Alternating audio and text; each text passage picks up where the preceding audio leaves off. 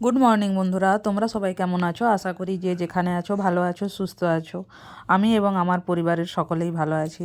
আজ হলো রবিবার, মেয়ের ড্রয়িং ক্লাস আছে, ওকে ড্রয়িং ক্লাসে নিয়ে যাব। আমি ঘুম থেকে উঠে এই যে বাড়ির কাজকর্ম করতে চলে এসেছি। মেয়ে এখনও ঘুম থেকে ওঠেনি।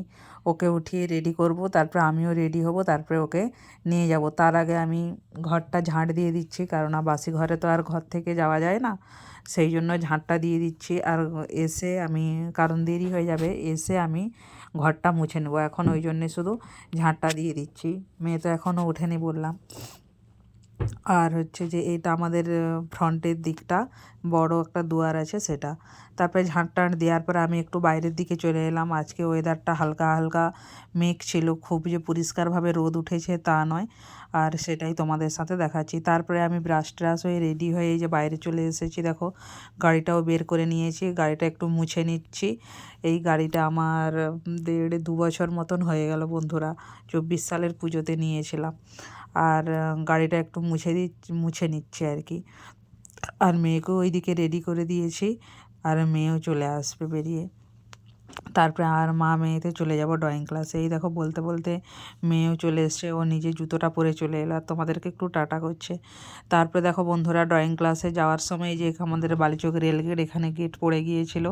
পরপর দুটো ট্রেন গেল। এই যে আপে একটা লোকাল ট্রেন, সরি আপে একটা একটা মালগাড়ি গেল, আর ডাউনে একটা লোকাল ট্রেন যাবে। আমার মেয়ে তো বিরক্ত হয়ে যাচ্ছে। প্রায় 10-15 মিনিট আমরা এখানটায় রেল ক্রসিংয়ে দাঁড়িয়েছিলাম। তারপরে গেলাম ড্রয়িং স্কুলে। ও তো শুধু বলছে যে আমার দেরি হয়ে যাবে, ড্রয়িং স্কুলে গেট তুলো, কিন্তু ওর কোথায় তো আর হবে না বন্ধুরা। যখন সময় হবে তখন গেট তুলবে। এখানে দাঁড়িয়ে দাঁড়িয়ে আমরা বোর হচ্ছিলাম, ওই জন্য আমরা একটু ছবি তুলে নিয়েছি। তারপরে দেখো বন্ধুরা, আমরা ড্রয়িং ক্লাসে চলে গিয়েছিলাম। তারপরে আর কোনো ভিডিও করিনি। এখন স্কুল ছুটি হয়ে গেছে। এই যে ক্লাসটা যে দোতলাতে হয়, যে সিঁড়ি থেকে নামলো মেয়ে। তারপরে ড্রয়িং ক্লাস থেকে আমি তো বাড়ি চলে এলাম। বাড়ি আসার সময় ঠাকুরের জন্য ফুল কিনে এনেছি। আর আমরা তো সকালে ছাতু খেয়ে গিয়েছিলাম, তার জন্য একটু মেয়ের জন্য একটু পরোটা, আমার জন্য একটু ডালপুরি আর শসা। আর এই যে দেখো কালো আঙুর কিনে আনলাম বন্ধুরা। কালো আঙুরের দাম 250 না 350 টাকা নিয়ে নিল। আর ওর জন্য একটা চকোস এনে দিয়েছিলাম। এই দেখো, তারপরে আমি এই যে খাবারগুলোকে বেড়ে নিলাম, ড্রেস ট্রেস চেঞ্জ করে। আর এই পাশে ভাত বসাবো বলে রেডি হয়ে গেছি।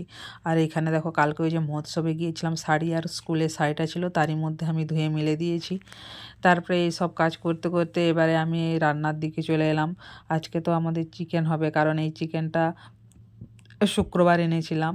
আমার তো খেয়াল ছিল না, নিয়ে চলে এসেছি।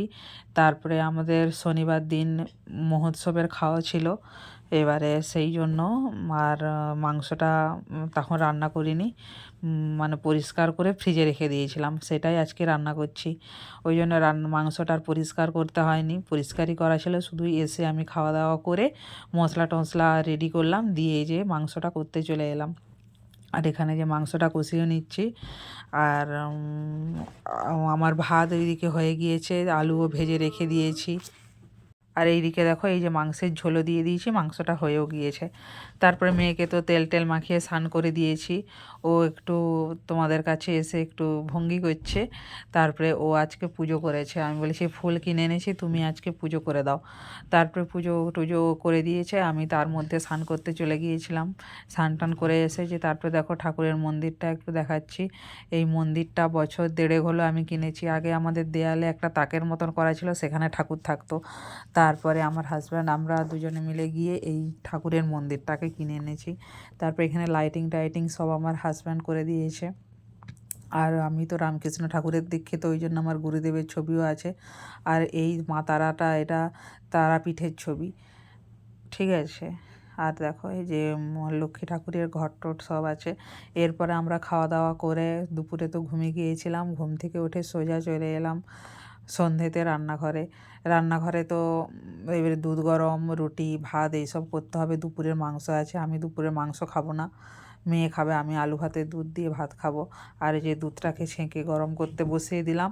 আর এই সাইডে দেখো দুপুরের যে খাবার খেয়েছিলাম সেই থালা বাসনগুলো আর দুপুরে আর ধুইনি, ওইগুলো রেখে দিয়েছিলাম। এখন এইগুলো ধুতে চলে এলাম।